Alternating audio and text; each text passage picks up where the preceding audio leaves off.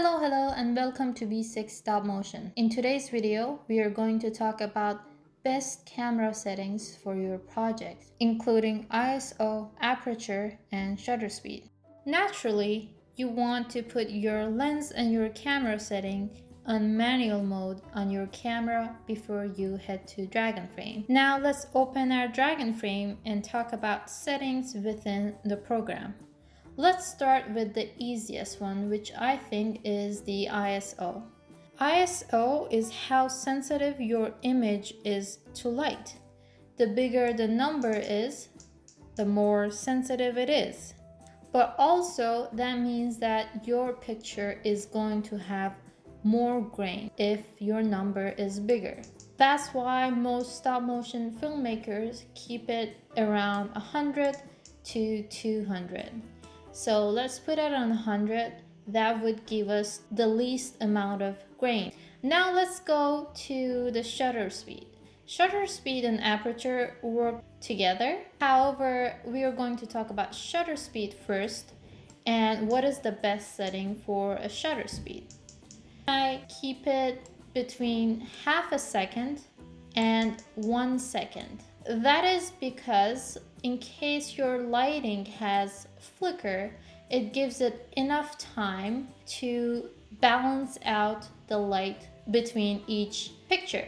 My LED lights don't have flickers, but if you're using a different kind of lights that might have flicker, like this one that I have, and you can't really see it with your eyes, but the camera would be able to capture the flicker if you shoot your video at a faster shutter speed. Just in case your light might have flicker, it's best to keep it above half a second shutter speed. If your LED lights are fine though, you can go lower than that as well.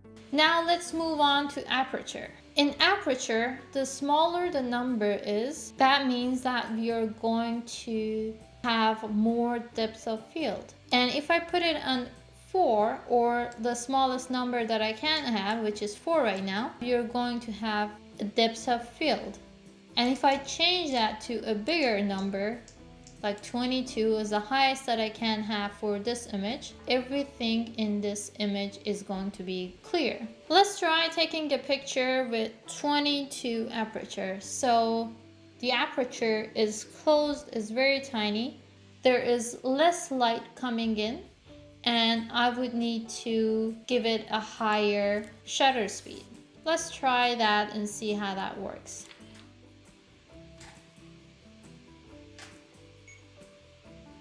So this is still pretty dark. Let's go to 2 seconds.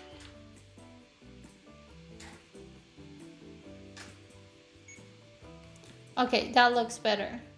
And now you can see that almost everything is in focus. I'm going to cut this circle again. It's not that clean, but you can see that the boat and almost everything in this picture is in focus.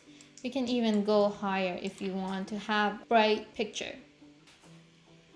Now let's change that to the lowest number that we can have. Let's put it on 4. We gotta change our shutter speed to smaller one. Let's try that and take a test shot. Alright, we got it's a little too bright. Let's take another test shot. Okay, so that looks a lot better. But you can see how this front circle is more blurry and the focus is on the boat now, in comparison to this image, which everything is in focus. That's how you can achieve a depth of field in Dragonframe. Now let's move on to some of these ones.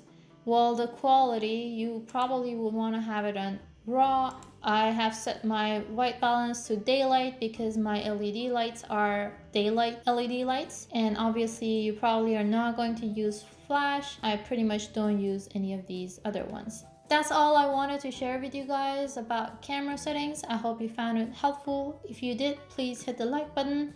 If you haven't subscribed to my channel yet, don't forget to subscribe. If you have any questions, leave it in the comment section below.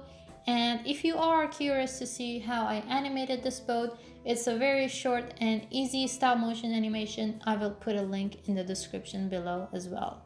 Thank you for watching, and I hope I see you in the next one.